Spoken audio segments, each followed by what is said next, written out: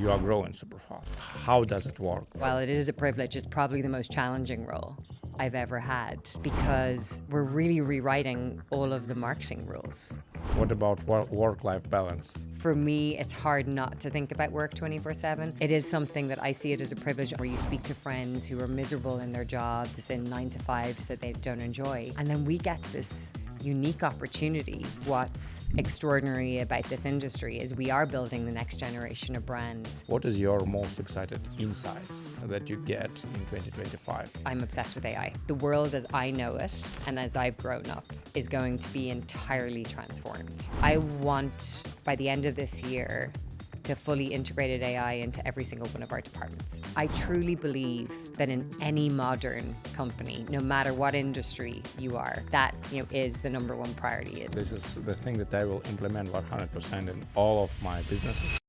The first question, what does it mean to be a head of marketing and be responsible for the whole marketing, for the market leader? Look, I've been in this role as head of marketing at Binance for 2.5 years, Okay. which, as we know, in crypto years is basically like a decade. It always goes in dog years. But it is an absolute privilege, to be in the business. I think what Binance has built over the last 7 years, soon to be 8 years this July, is just extraordinary. Yesterday, we hit 275 million users. 275 million users. Wow. In 100 countries, which makes us essentially the biggest retail bank in the world. Really? If you're to draw an analogy, the closest one would be Santander. That's the big Spanish and Latin American bank. It is a real privilege, especially at this moment of time where there's an enormous spotlight on digital assets, on crypto, on blockchain, and how it's positively going to affect the future of finance. I think the role itself is multifaceted and very varied. I'm 20 years working in marketing and media, and while it is a privilege, it's probably the most challenging role I've ever had because we're really rewriting all of the marketing rules. There's no set playbook from traditional marketing, like a Coca-Cola or a Pepsi or a Porsche may have. It's really about a new approach, borrowing best practice principles and also learning from the community, who are the OG community, the people who built Binance, and then the new users that are coming in to embrace crypto on how we need to behave and what we need to do. So it's definitely 24/7.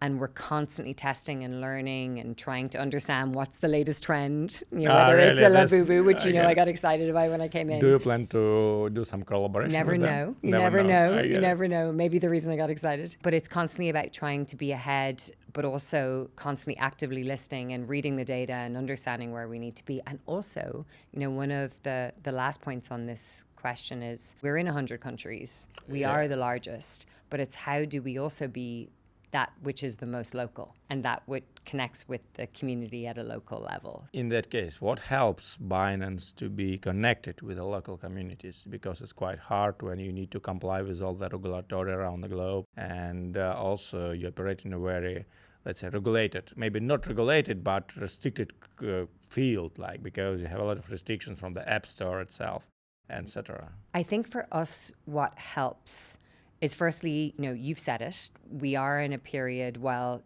huge opportunity and potential in this industry, there's still lots of headwinds, a lack of clarity around regulatory. It's getting better, but we're still on that journey to full regulatory clarity, the utopia. And we're still building what is the infrastructure that's going to support, the full mainstream adoption of this industry. For me, what is essential in order for us to continue being a leader in this space is staying 100% user-centric.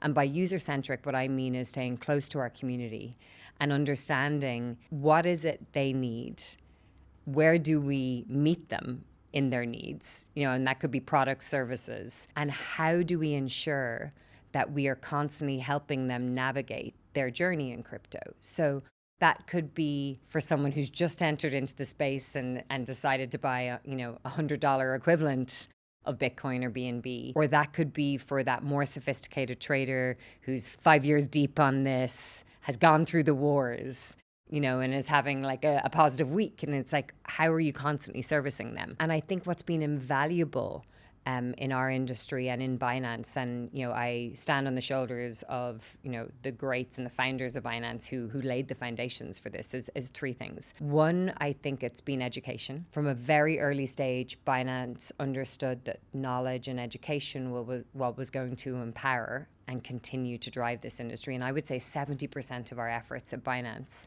are focused on ensuring that we're educating both the new users and the existing users on what's next and bring them on our journey. One of the manifestations of that is Binance Academy. That's our version of Masterclass, which just last year, I think we had 43 million 43 users. million of the users, like 20%, almost 20% of all the audience, they interact with the Binance Academy. Yes, in markets even where we don't operate at the moment.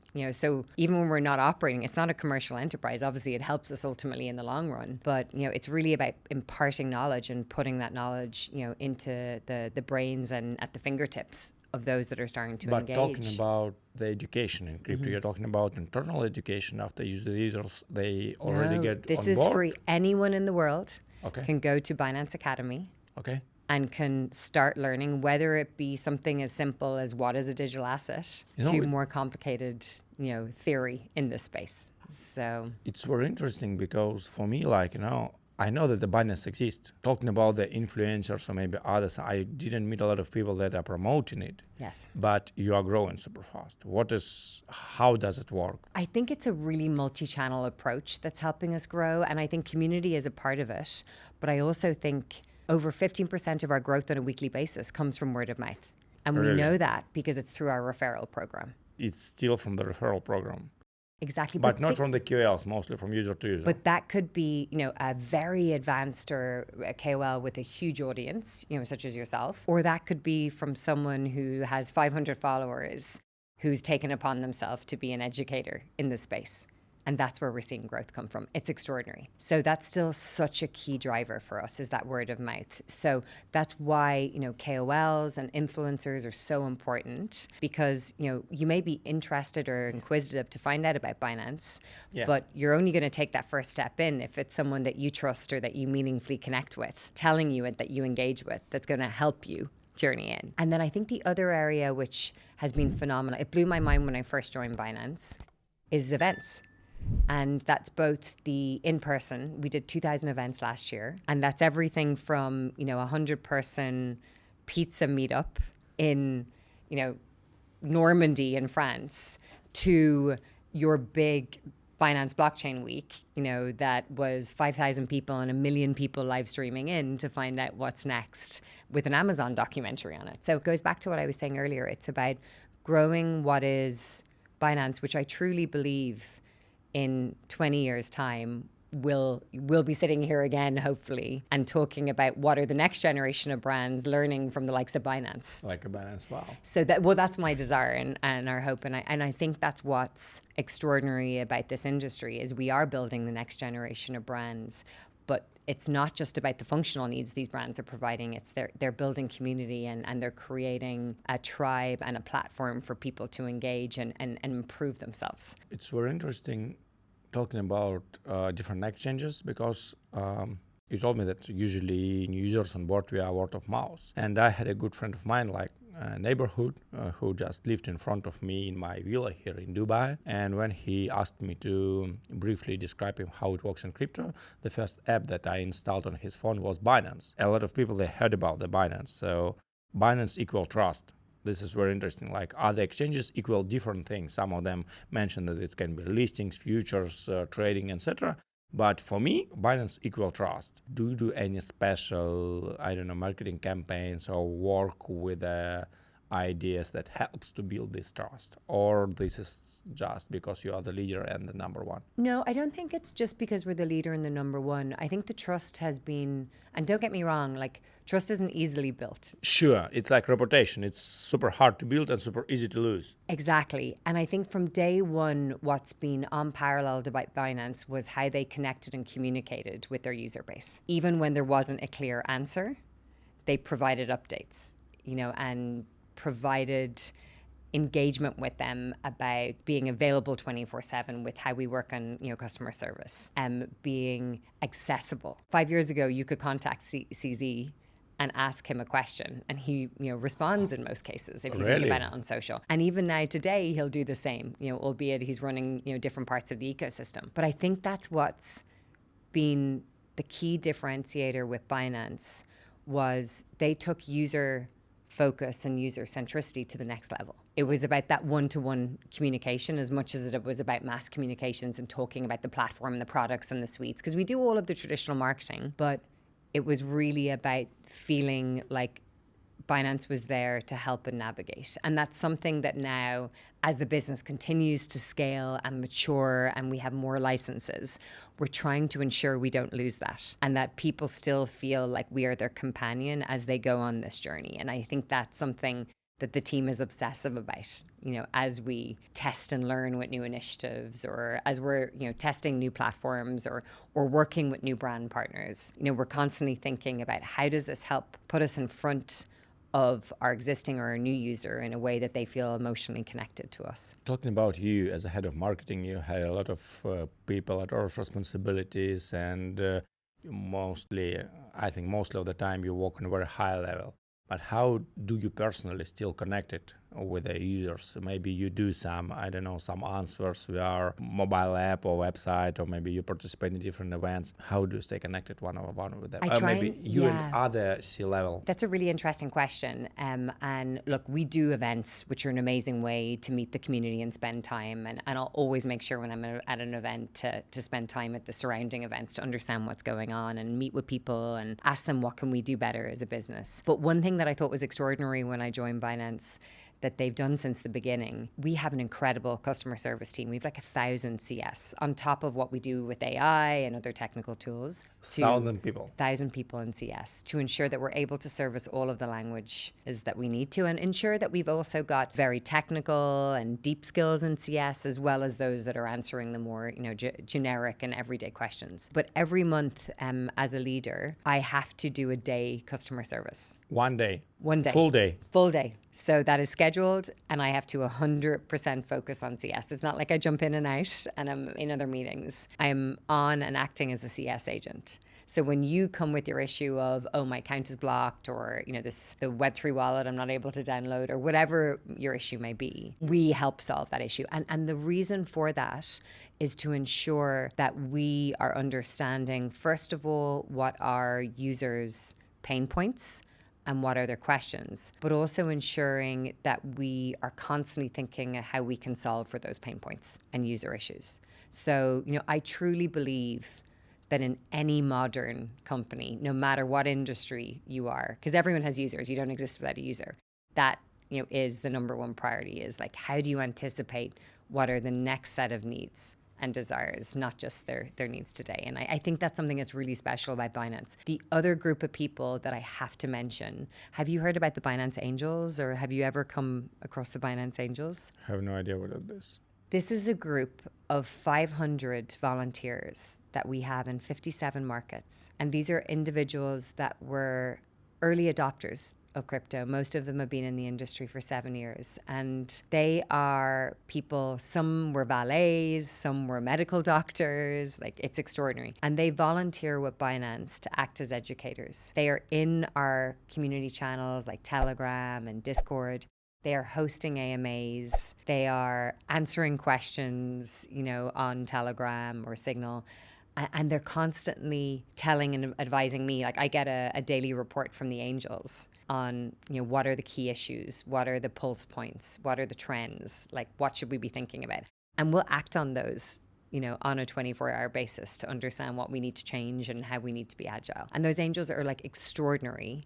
Many of them that we then try and recruit. So they're not paid. They get wonderful swag. They get to come to events. But many of them we then recruit from. And they're some of the strongest people, not just on my team in marketing, but in the broader organization. They really are so passionate and committed about this industry, and it's their, financial freedom is their mission, and they're constantly challenging us on how we can be better. And it's a really special program. I've seen competitors try and replicate it. I think that they've never managed to get that secret sauce, but it's pretty special how they operate for us. So excited. This is the thing that I will implement 100% in all of my businesses. I have a bunch of companies, around 200 people working in my small holding. But this idea that you need to spend 1 day per month to stay close, to coordinate with all of with end users, with one-on-one customers, this is so excited. I will implement it. I want to ask you a little personal question. Yes. What about work-life balance? Because I know that this question was asked for the NVIDIA founder, and he told me that I am working.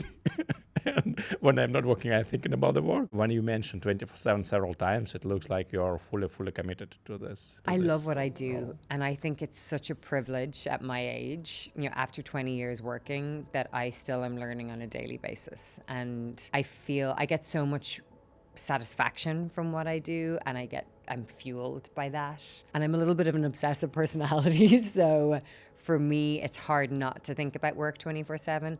I have an amazing husband and an amazing 3-year-old that makes me not do that all the time. But it is something that I see it as a privilege. I'm sure you have the same, where you speak to friends who are miserable in their jobs, in 9-to-5s that they don't enjoy. And then we get this unique opportunity to be, part of building an industry that's truly transforming, what are the financial constructs we know. And I think that's really special and something I don't take. I know that it's not going to be forever. So I'm trying to soak all of it up at the moment, and when I have the energy, ensure that I'm supporting. And I truly believe, to the point of the NVIDIA founder, because I saw that interview, I don't think there's such thing as balance in our current society. Yeah, I think it's about finding what's right for you. It's about the periods. Exactly. It's finding what's right for you. But you need to ensure that you don't burn out, because you and I both know burnout is real in this industry. So you do have to, whether it be exercise or nutrition or paddle or queuing up for 3 hours for a Labubu. You have to have your outlets. So I think that's important. I've seen a lot of people in crypto taking, the digital detoxes at the moment, where they're going off the grid for 5 days and they come back and they look like a new person. So maybe that's part of it. I started to stop sleep with my phone. I left it in another room, because it helps me to feel more alive or something like this. To be head of marketing of the company like Binance, when you're on such big role, it's quite hard to stay flexible and to learn new things, but it looks like you're learning a lot. What is your most excited insights that you get in 2025 from your job? Maybe what's new did you learn back to this year? That's a great question. First of all, just to say, even though I get to say I'm the leader of the marketing team, someone told me when I was very early in my career, always hire people that are smarter than you. Yeah, sure. Because they'll challenge you to be better. So that's something I'm really lucky. I've got 250 people on the marketing team, and we're in 57 countries. One marketing leader for every country, right? We have, depends on how it's structured. It's a little inflexible.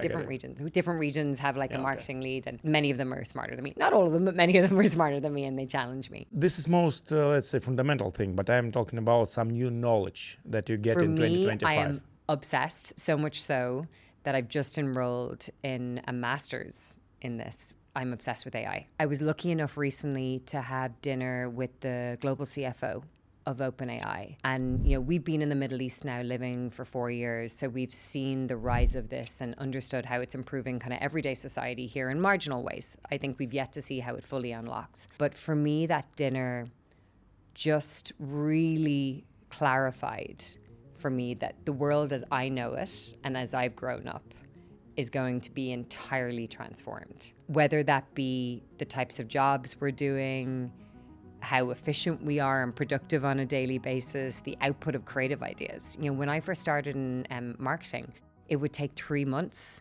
to get a video made.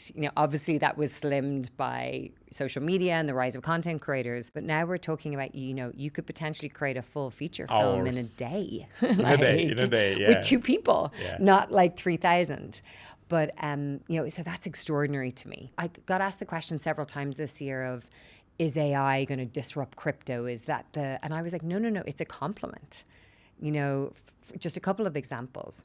From a customer service perspective, we're able to train our AI agents up on, the basics, so that then we free up our CS agents to really focus on the more technical, deeper areas that, AI has yet to be able to solve the problem for, in a Binance user. We're using it, at every stage of our product journey to ensure that we're able to try and make it more frictionless and ensure that we're optimizing, the liquidity. Like, it's extraordinary. Like, the use cases are huge. We haven't even fully unlocked them. From a marketing perspective, I would say 30% of our creative output, like what you see visually now, is coming through AI tools. We have brilliant creatives on staff that are still driving the ideas, but they're using AI to be able to get out more localized content to more regions and more markets faster. And that helps us deliver on that promise I spoke about earlier on about being the world's largest local exchange. So that when you're looking at an ad, and you're sitting in Kenya, it's someone who looks like you, not someone who looks like a Western or Eastern European. So I think that's what's extraordinary. And that's the area that, look, it scares me, because I think we've yet to see the full effect and the full impact of it. But when I think about businesses like Binance and how that's going to make us efficient and how that's going to really help us even optimize our user experience more, it gets me really excited. So that's the area I'm very focused on at the moment. Interesting, but I want to ask you about the implementation of the AI. And okay, you're, as a leader, super excited with AI. Super excited. And implementing, so not just talking. Yeah, and then you need someone who will implement all these technologies in real life. So do you hire new people, like new roles in a company who are responsible for the AI implementation? Or do you, motivate your team to dig deep to learn more about it and then try it by themselves? How do you establish a team that are able to implement all these AI features? We're very lucky we have some incredible experts internally already. Because naturally, many of our tech and product leaders, have been educating themselves on AI. I worked on IBM Watson 10 years ago. AI's been around for a while. It's, so there's many that we have internally that are already very deeply educated in it. They're now being asked a lot of questions, on what we need to do. I want, by the end of this year, to fully integrated AI into every single one of our departments, from brand to social to our regional marketing, fully across the 237 people, and ensure, like, ideally that we're improving productivity across our marketing team by at least 30-35%. And I think that's very achievable. So the way we've done that at Binance from a marketing perspective, it's taken different shapes in the broader business, is I've motivated my existing team members to really deeply educate themselves. Do they have any fear that they will be fired up?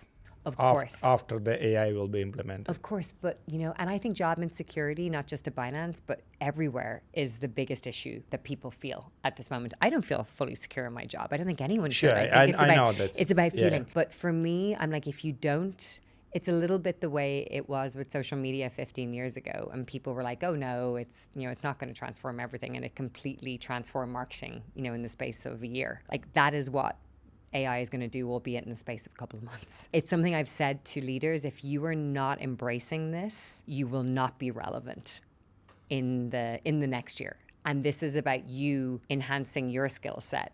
That's what I want to ask. Yeah, you need not to, just it's about you complementing your already existing brilliance to really understand how to then navigate what is this next, chapter of change that is going to happen no matter what. No one's going to be able to slow this down. So I truly think that, and thankfully, I think the people who work in crypto and blockchain are naturally curious, committed, passionate people. So emerging technologies that are, disrupting and reshaping society are what gets them excited. Whether you be in marketing or product or, a trader, I think that's the beauty of this industry, that the people we're surrounded by are curious and are embracing this. So I'm lucky my team is. Some of them have definitely questioned whether, are you going to replace me with this? Like directly. Some of my designers did. But, I think that this is a complementary technology to where we're going. And, I don't have enough people as it stands to deliver on what I need to. This is just going to make us. We're always hiring, always looking for good people. Always looking for good people that can bring a different perspective and challenge us on how to be better. Talking about the different regions, where is your focus right now talking about the marketing? Maybe the US because of their new regulatory perspective or something like this. Look, we had very good news overnight where we had a case that was outstanding, as many of our peers and competitors in the industry have had with the SEC, which was dismissed overnight. Which my congratulations to you. Thank you. It's one of the reasons I haven't slept, but told you to go easy on me. But what's extraordinary about that is, it is just testament to a year ago, if you told me that I would be excited about the potential and the opportunity of the United States, I would have been like, no. We're so far off from that. But we're living in a new reality. So. Exactly. And I do think it also shows the kind of disproportionate power that the United States, look, I'm from Ireland, and I spent a large period of my career in the US. But in recent years, I've looked at the US, from the vantage point of the UAE and the Middle East and felt like they were going backwards, not forwards from an innovation perspective. So to see that pivot quickly now and the opportunity that's going to open up, and also the impact that regulatory clarity in the US is now having in other regions. It will affect it's extraordinary. Every world. I shared with you earlier on that I travel a lot in this role, and it's part of how I stay close to the community and understand the different profiles of our users. I've been in Pakistan, I've been in Kenya, been in India recently, and all of those markets were markets that would have been nervous or reticent to fully embrace crypto a year ago. All of those markets are now rushing to ensure that they get clear crypto frameworks in place in order to be able to capitalize on the opportunities at the moment, in order to be able to educate their, all are defined by having a young population, to be able to educate that population on how they can take advantage of career opportunities, to use it for foreign direct investment. That's an amazing place to be versus 2.5 years ago, when so many of these markets were closed to us. So It's such an exciting time. So I sound like I'm waxing lyrical, but it is such an exciting time to be in this space and in this industry. And what's incredible? I have so many friends who I describe as normies or outside the industry. We are here and we're tired and we've been in the industry a little bit longer. But I speak to friends and they're just discovering it. And you realize that we're still so early as an industry. We're not even, I think the last figures that were released were like 700 million holders. Quarter of a billion users, it's a lot. Exactly. Anyway, it's a lot. Yeah, but we still have so far to go to get once we hit 20%, a billion users, that's when we're getting mainstream. When everyone, similar to what you asked earlier on about, being likened to a Pepsi or Cola, when you can say 1 in 6 people drink Coca-Cola once a week, that's where we go. Coca-Cola afrays me sometimes because when you travel around the South America, you can meet Coca-Cola in a shop, but it will not be water. It will be Coca-Cola, so it's crazy. Talking about the age of the users. Do you see any trends? Maybe there are younger generation that open crypto for them, or the older generation become more and more, because I know for the older generation, safe and secure to word that are most crucial for them. What about the Binance audience? How do you grow in case of the age of the users? I think because the sheer size of the platform, we really get to see every type of user. I think our concentration of retail users, like the everyday users, is young. It's that kind of 21 to 35, 36, younger than me. But what we are seeing is that really change aggressively. I was in Turkey recently and we had an event. I know, I'm very lucky. I do love travel. And as an Irish person who grew up in a little island, it's definitely a positive to the role. But I was in Turkey recently and we had this meetup for KOLs, the top KOLs from around Turkey. And there was a group of women there that were 60s. And this is where I had to say, don't judge a book by its cover, because I just presumed they were the mothers of some of the KOLs that we worked with.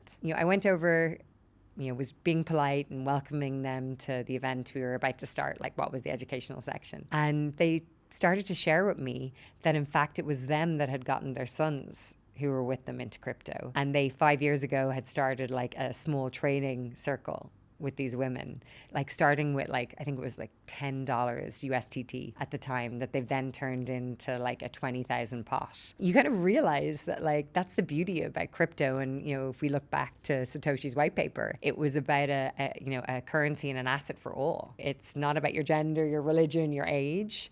I think what we're seeing is some people find this industry and the concept of it and the different constructs hard to understand and hard to break down. So, going back to what I said earlier, that's why education is so important. Because if you think about it, we don't know, once we buy something on our Visa or MasterCard, we don't really understand the back end and how everything works. But we never questioned that because it was just the way those products were introduced. Whereas I think in the crypto space, people feel like they need to understand all aspects of it and all stages of it. It's interesting. And I think that we need to kind of help some people realize, no, you don't need to know everything, You just need to know that you're using the best product and service that serves your need. Whether you be a trader or a hodler or someone that wants to use it so you can travel the world seamlessly and not have to pay used foreign, exchange fees, or if you're a business person that needs to make transfers quickly. So I think that's important to recognize. But just to go back, sorry, I talk a lot, but just to go back to your earlier question around the age, I do think, the last 2 years, we've seen a flood of institutions coming into this space. And that is naturally bringing a more mature user in. So everything from the ETF approvals to now us seeing a lot of questions coming from those who are soon to retire, thinking about how they can, diversify and use digital assets as part of their retirement portfolio. And that's where I think it's getting really exciting. I want to close this topic about the travel. What did you learn from all your latest travels around this Kenya, Pakistan, Turkey, United States? What may be insight from My insight is the attraction of this industry to people. Everyone wants to be better. Like, I think there's no one in the world that would say they don't want to improve or be a better version of themselves. It's ultimately, I think, what motivates us as humans every day. And I think this industry allows people to think differently about what would have maybe been a path 50, 60 years ago versus today now with the tools. It opens up opportunities.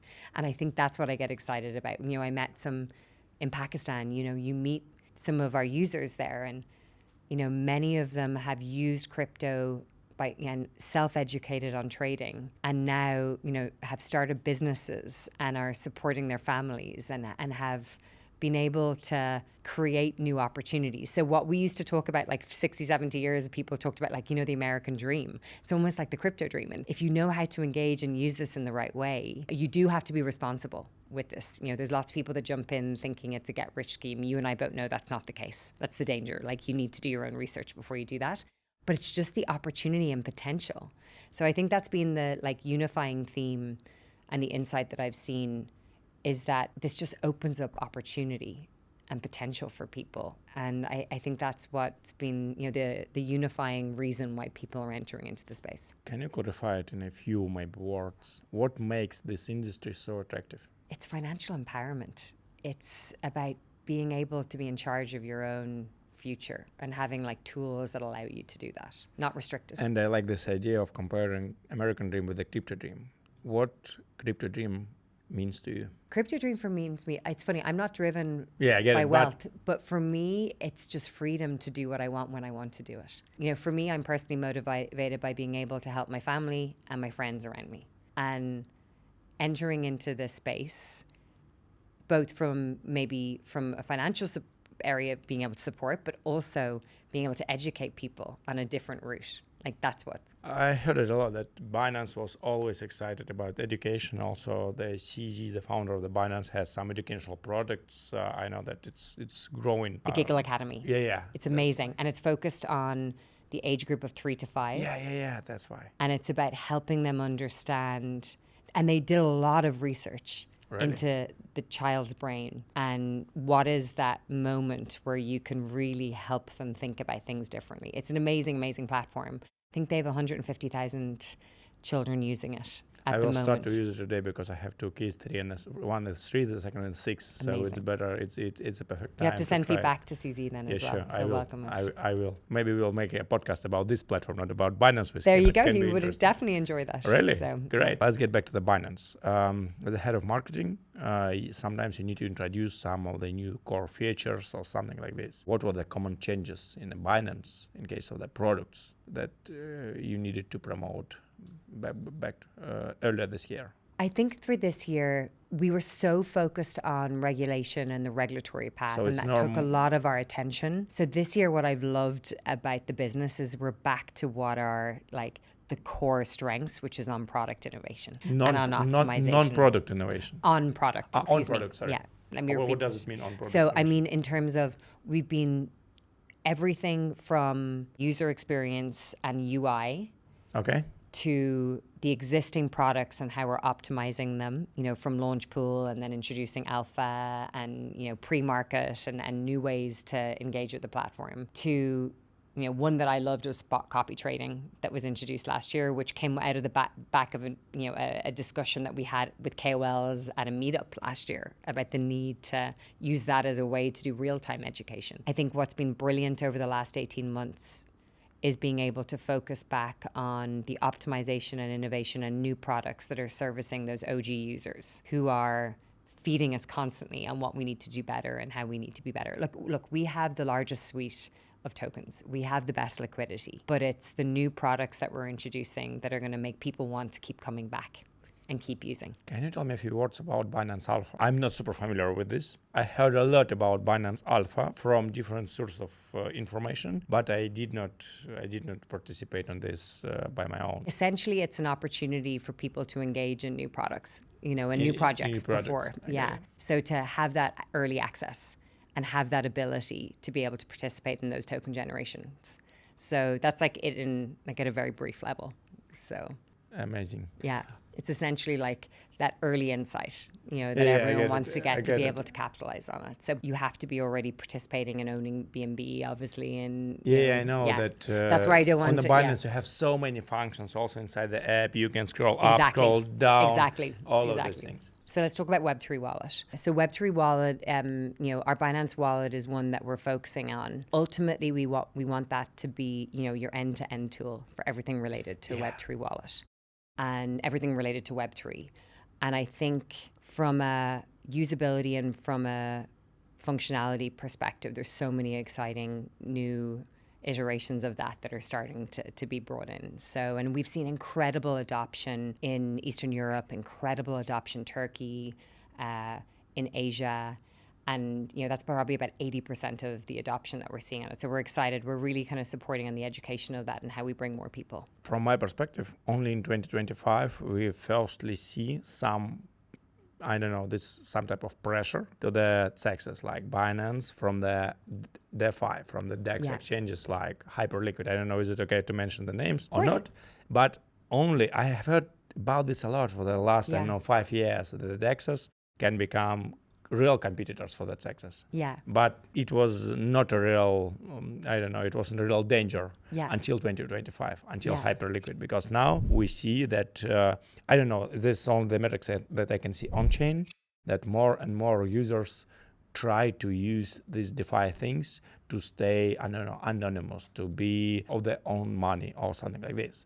So how do Binance plan to answer these challenges of the growth of this DeFi platform? Look, I think all competition is healthy. It's healthy. I agree with you. Is healthy. And, you know, I think, look, we have indirect competition now coming from traditional banks. Sure. And even from Revolut, launching Revolut X. It was Robinhood, all of this or stuff. Or eToro. I think, you know, these are companions. And I think that the centralized exchanges such as Binance are there for users that are keen to be in a regulated environment 100%. Where it's secure and safe and it's clear, you know, what they're getting. I'm sure a lot of our core users are participating on DEXs as well. And I think, you know, what we should see is that, you know, centralized exchanges are that gateway to DEXs. This is the only gateway, I think so. Once you are responsible in how you're engaging. You know, and I think that's really important from an education perspective. So for us, like, we're very firmly focused on mainstream adoption. We're focused on regulation. We're focused on being both the entry point and the platform, you know, for new and more sophisticated users. I think that the incredible thing about how the industry is growing and scaling at the moment is the products are there, and we're going to see an incredible convergence, you know, over the coming 12 months in terms of there's a product for everyone and for whatever your preferred philosophy or principle is on finance. So I think they're companions, and they also make us better, and they're innovating and they're challenging us, and then we can explore, you know, how we borrow their features but create them in a, you know, in a centralized setting. Maybe did you learn from something from the marketing campaign of your competitors? Not from, you know, one thing I will say, and this is not me being narcissistic or being egotistical about Binance, I think that Binance, and this is before my time, they wrote the playbook for marketing in crypto and Web3. I think that as an industry, we have gone from being very competitive with each other to now understanding that we need to work together in order to continue to grow the industry. Can you clarify it? So you made all this way from the competition to the understanding. Yeah. So to clarify, from in terms of like where we're going from, when I first was introduced to the crypto and blockchain space, you know, everyone was frenemies and everyone was directly competing with each other. And that makes us healthy. That makes you better. You know, it's like an athlete. You have to think about different teams. It's like, what are they doing right? What are they doing better? But we sometimes worked against each other, you know, in terms of, which actually only damaged the industry. It didn't help us grow as an industry. I think there's more of a collaborative approach now amongst the broader ecosystem to work together to grow the industry. And that will set us up more successfully. We've realized we're stronger together in many ways. We're still competitive the same way, you know, Liverpool and Man City are in competition, but, you know, they also acknowledge that the fan experience needs to be better the same way we acknowledge the user experience needs to be better. And that involves us working together sometimes to ensure there's regulatory clarity, or working together to ensure that we're setting the industry up in the right way to stop scams, you know, from law enforcement. So I think that's where the industry has matured in the right way. Talking about football clubs, all of these big investments in the marketing, do you still do any investments in, I don't know, Formula One team or football teams? And how does it help? Look, my background is sports and entertainment. Wow. I spent, 10 years working and building cultural programs using everything from Formula One to football to music. And those type of brand partnerships, whether it be, we're partnered with a Formula One Alpine team, we're partnered with Ronaldo. Those partnerships allow you introduce yourself as a brand to a fan of those platforms in a way that it's like when your friend introduces you to another friend. You almost will be ahead of liking them because you'll know, okay, if they're friends with this person, then that means they're probably an okay guy. And we should think about how we engage with them. So what that allows us to do, especially, with someone like Ronaldo, he's, I don't know what your football team is, but, he's the GOAT. He's someone that has pushed all the boundaries of professional sports. He's someone that is, constantly being focused on being the best. And with someone like him, being able to work with him, where we share a lot of the same DNA and values as a business and as a brand, it allows us to get really playful and then introduce ourselves into his audience in a way that allows us to educate and engage. And it just opens you up to new audiences. I get this idea about how to measure the results of this type of partnership. For us, we measure, because this is interesting. I would say that Binance has been the most prudent in terms of how we've invested there. We haven't over-invested. It's really looking at more of the needs of the user and whether it's right. We measure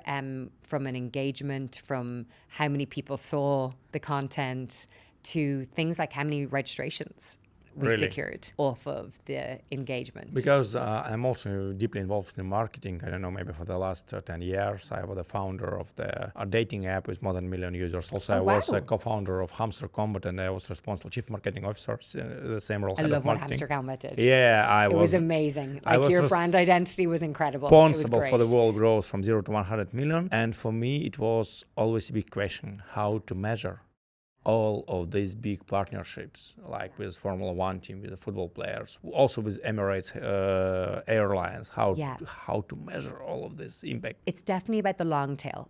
You're not in it for really, what Hamster Combat had in the space of that period was case study in growth. It was extraordinary. You captured people's imaginations and exponential growth. It was extraordinary. I remember monitoring that over the first few weeks of its introduction. So congratulations. It was incredible. But what partnering with sports and entertainment IB or even like IP or even Web2 brands allows you to do is like that longer tail. It's, it takes 12 or 14 times of someone seeing a brand. 12 or 14, not 7. It used to be 7, but in the digital economy we live in now, it takes 12 to 14. So it just invites you in a way that allows you to start building that awareness and that recognition and that association. You're being invited into people's front rooms, when they're watching Formula One on a Sunday. And it's then how you follow up with how you talk to those potential users that's important. It's really about long tail marketing. So, I would argue that no one's going to get immediate results, over the course of a month. It's really about thinking about it over a 1 to 2 to 3 year period. But it brings you that mass awareness. It's important about how you tell the stories and how relevant the partnerships are. If you do a partnership with something that doesn't have any connection to what your business is, that doesn't make any sense. It doesn't make any sense. So... Anyway, it's super interesting to run marketing of the company that I can it's so compare fun. with a Gillette, with a Mars, with all of this. When we're talking about regular things, you have some names talking about the crypto exchange, you just the Binance blow up in your mind. Yeah, but what's different is that we're getting to the same way the Google chief marketing the officer Google, got to build something. We're getting to rebuild the future of finance. Also, it's very interesting for the AI because for the 80% of the people, AI it's equal ChatGPT. But there are so many different AI technologies and platforms. But what's so extraordinary? I think it's 2% of search in the last 6 months alone has fully moved over to ChatGPT. It's strange because we found it that people ask, hey, what is the best trading podcast in Russia? And maybe not, what is the best trading, how I can get information about trading, and they show us us in the top of the results, and it will affect how people Google. So I think now people started less and less Google and more search something in ChatGPT. And it's super strange because I know that it will be a company that will affect the search results, and also ChatGPT become responsible for the search engines. I don't think we ever saw a day though where like Google would be disrupted. Like, isn't that extraordinary? But I can give you a small maybe cheat code because I cannot say that we hacked ChatGPT, but ChatGPT uses Bing as a main search engine. So if you just need to put good materials in a Bing and make these web pages indexated. Makes sense with Microsoft partnership. Yes. There we go. Here we are being educated. This is amazing. And then it will affect the results of ChatGPT because ChatGPT cannot use Google. So the only thing that you need to use to affect brilliant. Just use it. There we go. I'm learning on this. This is phenomenal. That's why you're good at marketing. Yeah, I know. Thanks a lot. We're done for today. Thanks for watching. It was Rachel from Binance. Give me a 5. Yeah, thanks.